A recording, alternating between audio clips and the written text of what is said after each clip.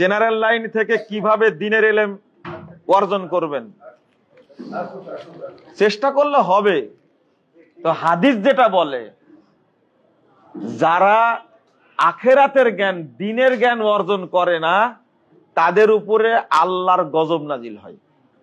আল্লাহ রাসূল বলছেন, ইন্নাল্লাহ তাআলা ইউবগিযু কুল্লা আলিমিন বিদ-দুনিয়া জাহিলিন বিল আখিরাহ। যারা দ্বীন সম্পর্কে জানে না কিন্তু এই দুনিয়াবি জ্ঞান সম্পর্কে অভিজ্ঞ, আল্লাহ তাদের উপরে অসন্তুষ্ট। এরা হলো ঘৃণিত মানুষ, এরা আল্লাহর রহমত থেকে কি বঞ্চিত। অতএব আপনাকে এই ভাষাটা উল্লেখ করা যাবে না।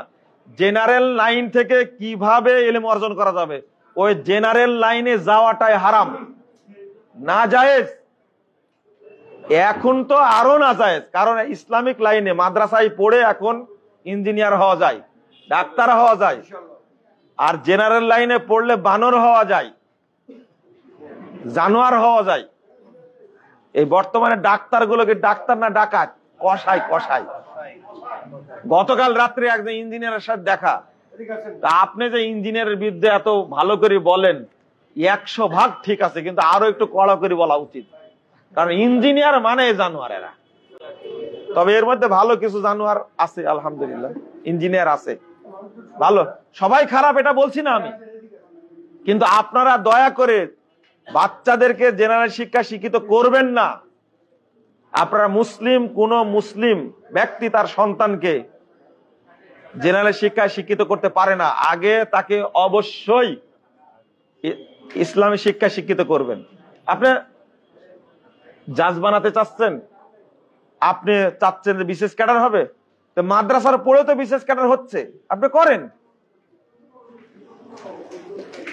অনেকটা এগিয়ে গেছে আলহামদুলিল্লাহ, যার কারণে ঢাকা বিশ্ববিদ্যালয়তে ইংরেজি ডিপার্টমেন্টে ফার্স্ট হয় মাদ্রাসা ছাত্র। আর নাস্তিকরা বলে ঢাকা বিশ্ববিদ্যালয়টা হয়ে গেছে মাদ্রাসা একটা। তোমার সমস্যা কি? চুলকায় তোমার? বদমাস।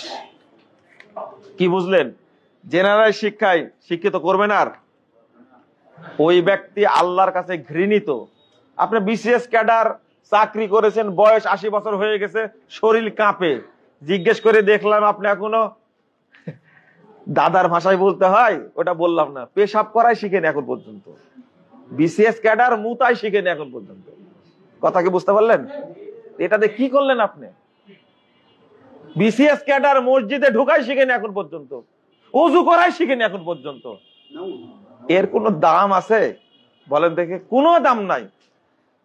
মুরব্বী হয়ে গেছে এই লোকটা, দাড়ি পেকে গেছে, মাজা বাঁকা হয়ে গেছে। জিজ্ঞেস করছি, বলেন আল্লাহ কোথায়? আল্লাহ তো সব জায়গায় থাকে। ও এখনো বিসিএস ক্যাডার কি, ও মানুষই হতে পারেনি এখন পর্যন্ত। যে বিশ্বাস করে আল্লাহ সব জায়গায়, সে কি মানুষ? সি সি সি, এটা কুফরি আকীদা। তাহলে আপনার এই শিক্ষা দিয়ে কি করবেন? আল্লাহ রাসূল বলছেন এরা আল্লাহর কাছে সবচেয়ে ঘৃণিত মানুষ। নাউজুবিল্লাহ।